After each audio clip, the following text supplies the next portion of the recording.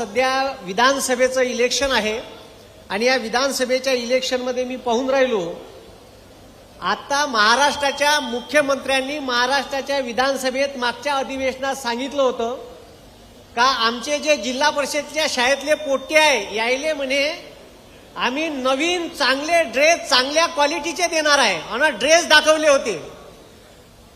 प्राथमिक शाळेच्या जिल्हा परिषदेच्या शाळेच्या पोरायले वर्षाभरात 2 ड्रेस भेटते, एक 15 ऑगस्टले आणि एक 26 जानेवारीले। एक दाढीवाला तिथं आहे, एक दाढीवाला इथं आहे। यायले मला प्रश्न विचारायचा आहे, 15 ऑगस्ट निघून गेली पण अजूनही पोरायले ड्रेस भेटले नाही। 15 ऑगस्टले आपल्या शाळेच्या पोरायनं ठिगळे लावलेले ड्रेस घातले होते। हे ड्रेस एका जळगावच्या बीजेपीच्या माणसाला त्याचे कॉन्ट्रॅक्ट दिले आहे का तूच बनव, म्हणजे एकालेच बंद्या महाराष्ट्राचे ड्रेसचे कॉन्ट्रॅक्ट एकाच माणसाले। पहिले हे प्राथमिक शिक्षण समिती जे गावात राहत होती त्याचे लोक कपडा आणायचे आणि शिवाचे। म्हणजे तुम्ही विचार करा का हे किती पैसे कमावण्याच्या मागे लागलेले आहे। 50 खोके एकदम ओके। आता त्याच्यानंतर याच तिघाडी सरकारनं महाराष्ट्राच्या जिल्हा परिषदच्या शाळा ज्याची पटसंख्या 20 आहे तो बंद करण्याचा GR काढला होता। महाराष्ट्रातल्या लोकांना तमाम लोकांना विरोध केला म्हणून GR मागे घेतला, नाही तर महाराष्ट्रातल्या गोरगरीब कष्टकऱ्याचे पोरं ज्या जिल्हा परिषदच्या शाळेत शिकते त्या शाळा यानं बंद केल्याशिवाय ठेवल्या नसत्या। इतकं तुफान काम आहे। आता आमच्या इकडे आता मोदीची सभा झाली, काल पुण्यात येणार होते मोदी साहेब।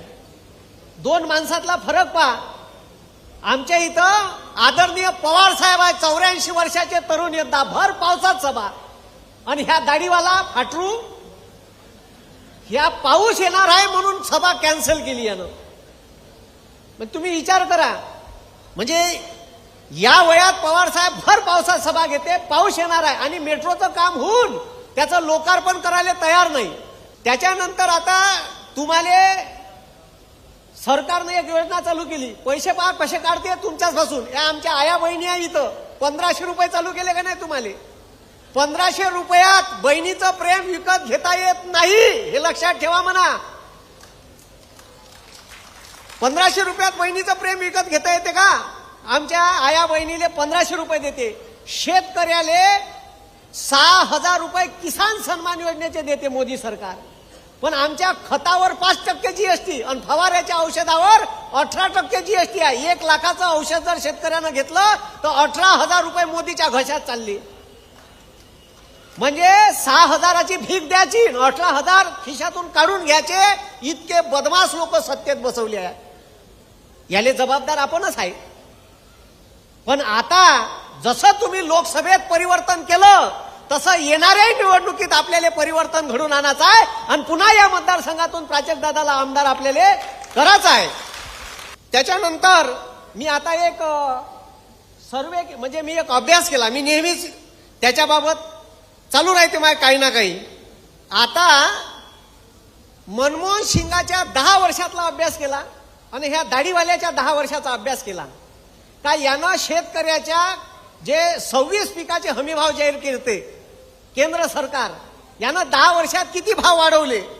तर तुम्हाला सांगतो, मोदीनं सोयाबीनच्या 10 वर्षात सोयाबीनवर आणि कापसावर यानं का सत्यानाश केला तुम्हाला सांगतो, किती 10 वर्षात किती भाव वाढवले। तर मनमोहन सिंगांच्या काळात सोयाबीनचा भाव होता 2003-04 ले मनमोहन सिंग आले तेव्हा 930 रुपये। सगळे व्हिडिओ टाकलाय मी युट्यूबवर। आणि 14 ले त्याचं पद गेलं तेव्हा भाव होते 2560 रुपये।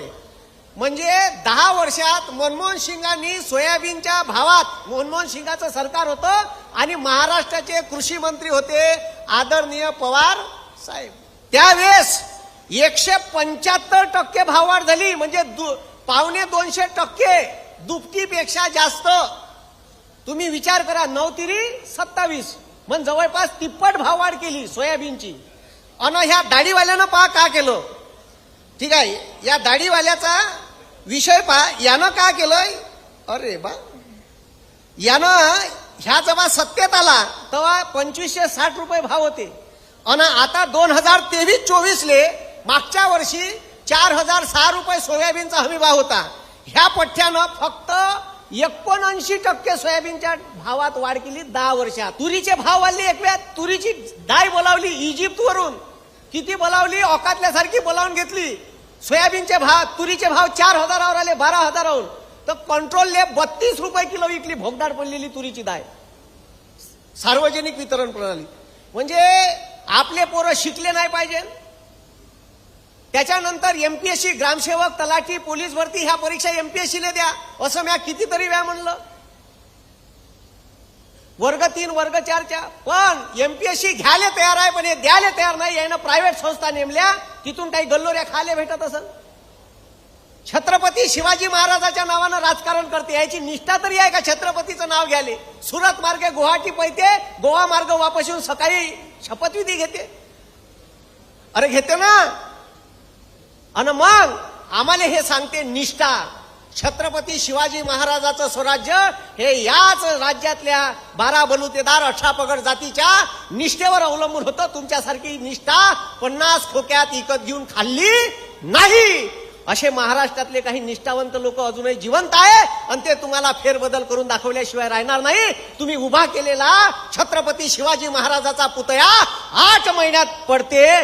तुम्हाला या महाराष्ट्रातली अस्मिता आजही प्रत्येक माणसाच्या मनात जिवंत आहे आणि ती अस्मिता निवडणुकीतून दाखवल्याशिवाय ठेवणार नाही. तुम्ही मार मोठाल्या गोष्टी केल्या होत्या. आम्ही छत्रपती शिवाजी महाराजाचं स्मारक 650 कोटी रुपयाचं कुठं उभारू?